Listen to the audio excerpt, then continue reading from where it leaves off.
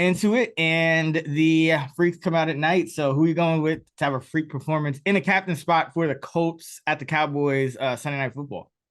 So I'm going a little under the radar here. I'm going with Michael Gallup. And actually, when I submitted my rankings of Fantasy Pros a couple of minutes ago, I got one of those warnings. They usually tell you like, this guy's actually out this week or something like Yeah. that. They're like, hey, Michael Gallup is ranked 42nd ECR. Are you sure you're Yeah. trying to rank him in Yeah. your top 25? I'm like, yes, I'm sure. So he is definitely under the radar, but I love him. And this is a slate where he could definitely break it. His rostership's going to be pretty low in the captain slot, but he is coming off his best game of the season. He caught 5 balls for 63 yards.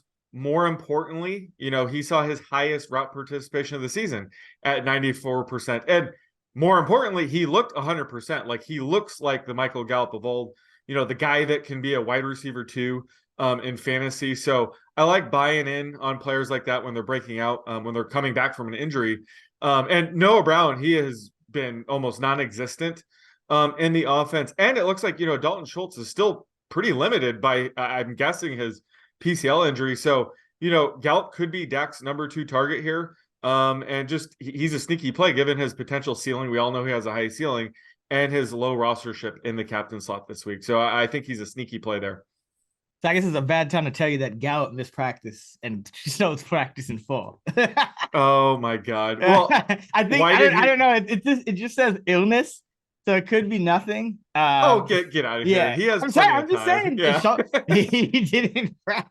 Yeah, that is a mild concern, but I don't think that would change my rank. No, I mean, yeah, you are the Gallup whisperer. I think I was looking at Fantasy Pros like highest expert on a particular player, and for Michael Gallup, I think it was you last week. That makes sense. I would say Michael Gallup, T. Higgins, and Gabe Davis are like my Yeah, trio of favorite receivers. So yeah. that makes sense. Now, if he popped up on the injury report on Saturday with an illness, then I would be concerned. But since it's so early in the week still, that's not going to change anything. But thank you for telling me that is something one of the million things I'm going to have to monitor. Yeah, I mean, anytime I see illness, I think you and I talked about it earlier in the year. You just want to kind of check back in because it could be like one of those things where it kind of spreads throughout the team. So that's kind of the bigger concern is not, the individual, we'll know if he's playing or not, but definitely. Yeah. I'm going to go with CeeDee Lamb here. I think, looking at the Colts defense, number one, they're going to play a lot of zone coverage. Lamb good against that, but Kenny Moore, their slot cornerback, and probably the guy who would at least some of the time, it's zone defense, but at least some of the time be matched up with Lamb is going to be out. So I think it's another good matchup for him. Obviously you have the 2 running backs, but they're kind of splitting work, so it's a little harder to pick one of those 2 guys. And the Colts have a pretty good run defense most of the time. I mean, last week against the Steelers, he saw some cracks, but I like CeeDee Lamb to have a freak performance in the captain spot. I think he's my wide receiver 6 this week. Yeah, no, that makes a ton of sense. And I think you even mentioned it on our projections pod that, a lot of Lamb's stats so far, he had Cooper Rush under center. Yeah. So now we have seen him score, like he had no 100-yard games before their week 9 bye. Now he has 2 out of the past 3. So it just goes to show having Dak Prescott under center, CeeDee Lamb's like a top 5 wideout for sure. So obviously he is the best pure captain play on the slate.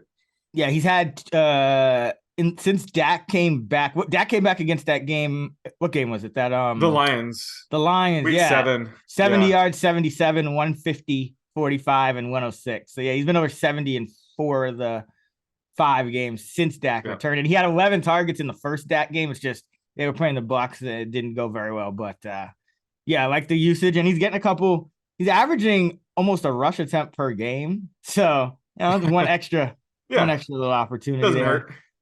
Yeah. Who do you like for dart throws? So on the Cowboys side, I like Jake Ferguson. And as I mentioned, Schultz, his route participation has declined 3 straight games, which is kind of bizarre because I thought he was kind of over this PCL injury. I don't know if that's the case, obviously, but the Cowboys do appear to be limiting him either way. So both backups have been seeing extra playing time. They've been kind of splitting it, but Ferguson is the better talent compared to Peyton Hendershot. Ferguson is a 4th-round rookie out of Wisconsin, and his target rate has been much higher than Hendershot. Ferguson has seen a target on 20% of his routes run compared to Hendershot, just 13.5. So he's going to make the most of the routes he does see. And, he scored 2 touchdowns this year. He's a big-bodied tight end, 6'5", 244. So, he has 2 touchdowns on the season. I think you mentioned earlier in the year, they kind of saw him as a potential red zone threat. So yeah, he had a good preseason. Yeah. Well, this was a pretty talented tight end class. And I know he was like arguably a top 5 prospect. So he's got some talent. So they're seeing what they have, and this might be a game they could be able to limit Schultz and still win anyway. So I like him here. And the Colts, they ranked 27th in DVOA against tight end, so it's not a bad matchup for him. And then on the Colts side, I gotta go with Alec Pierce, and he has been very quiet of late. 2 of the last 3 games, he has 0 catches, but the playing time is certainly not an issue. He's averaging 75% of routes run those past 3 games, and this isn't a great matchup against an elite secondary against the Cowboys, but the Colts could be forced into a pass-heavy game script. And, I'm assuming Matt Ryan will be under constant pressure in this game. And Pierce's target share sees the biggest jump when, the Colts quarterback, I should say, is facing pressure. He has an 11% target rate when the Colts have a clean pocket this year, and it jumps up to 16% when they're facing pressure. And he can be like a deep threat kind of guy. I know Ashton Doolin's back, but he hasn't really been seeing targets. So I think Pierce would be the guy that would get a deep play here too. So I think he's the sneakier dart throw play on the Colts side. Yeah, it's weird because I'm guessing that includes times when he's blitzed, right? If Pierce, like when Pierce is seeing more targets, that's including all of that. That's got to be what it is, because it makes no sense otherwise. Because I don't know why Ryan would be throwing deep. When Pierce isn't just a deep threat, right? Yeah. I mean, he's a pretty good safety valve too. Like, he's a very versatile receiver. One of the underrated rookies, I think, this year. Like I said, he's been kind of quiet, but at any point, I think he could break out. Yeah, they tried to give him like a screen last week. I think he either dropped it or he got blown up at the line of scrimmage. But Was that his fault or Ryan's fault? No, Troy Aikman was just ripping into Matt Ryan all game long. He was just like, why can't I just don't get why this Colts offense looks like this throwing football. Like every throw Matt Ryan made, he was just like, oh, it's disgusting. I for dart throws like that Henderson shot call. I'm gonna go with Jelani Woods on the Colts. I think he had a big game last week, but this is one of those situations where I just think they're looking for a spark, and it's a rookie. Another guy who got to make sure he plays. He missed. I was gonna say, he just missed. So you know, but that seemed more like okay, he had his biggest workload of the season. Let's give him a vet time rest. it's a Wednesday after a primetime game. But like Woods, I think against this Cowboy defense, you're gonna need like safety valves, as you mentioned, and looked like they found something with Woods last week, and he's now had his biggest game with Jeff Saturday as the coach. So maybe that continues. I know Granson will probably be back this week, and Cox is always there, but Cox didn't look very good catching the ball. So I'm gonna say that Woods continue to lead the tight ends and routes run. He did last week for the first time, I believe. I think he was up at over 60% with Granson out, but even with him back, I think it makes sense to kind of continue to see what he can do, because the Colts are kind of in that mode now where they could still make the playoffs, but it's getting late early out there for the Colts. So I think you can, I like the Pierce call. I like Woods. Just continue to look at the rookies. Yeah. And for the Cowboys, it really comes down to what happens if I think James Washington would be interesting if he gets activated. He was designated to return. So if he gets activated, I could see them, kind of cooking up a deep shot or two for him as well, because Noah Brown's kind of been disappearing out of this offense a little bit.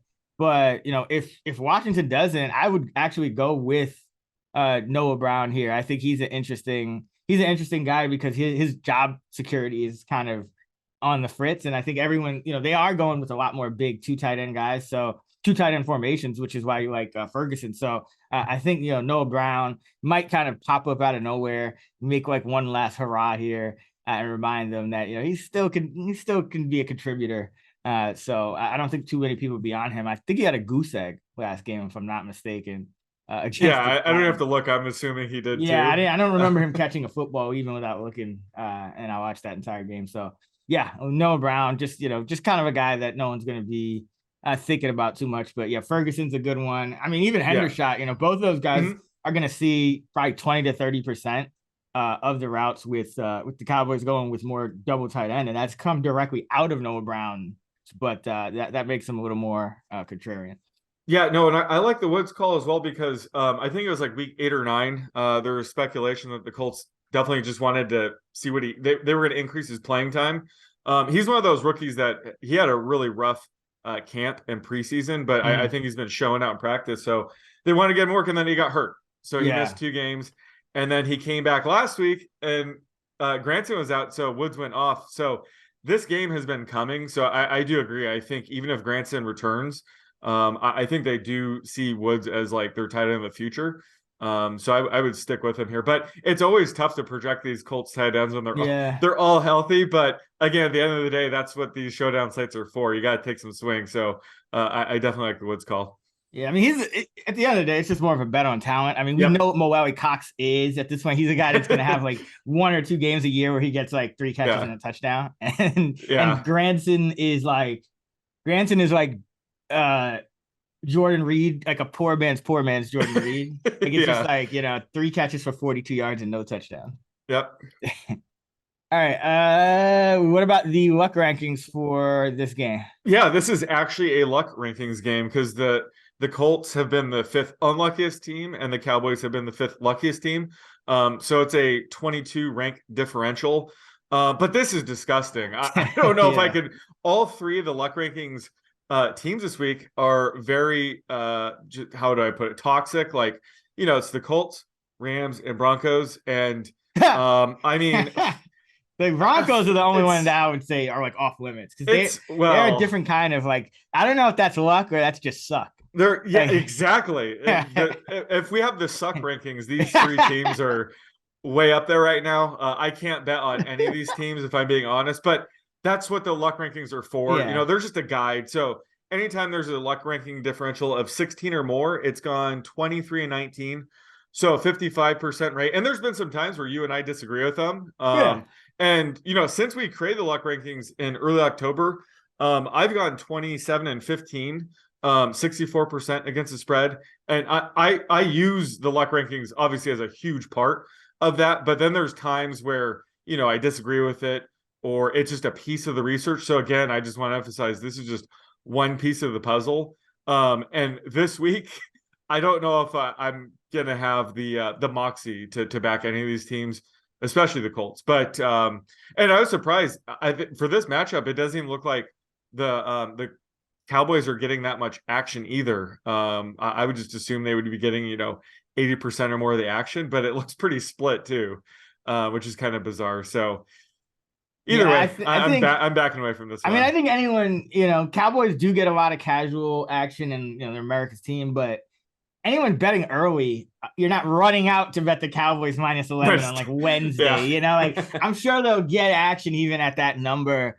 When people are either they won some money early in the slate Sunday or they're chasing early in the slate Sunday. That just working at action. They kind of the editorial team kind of tells us like most people are betting right before the game. So but I do think it's interesting because from a game script standpoint that lends some credence to maybe going with some Jonathan Taylor in the captain spot because he's another guy he should see a massive workload on the Colts, and if they keep it closer than usual, that would allow Taylor to continue to get fed, especially because oddly enough they didn't really feed him as much as they could have on that Monday night game against the Steelers, and they got behind against the Steelers. I mean, they, pretty early in the game. So that was kind of you would expect that more against the Cowboys, but it could flip.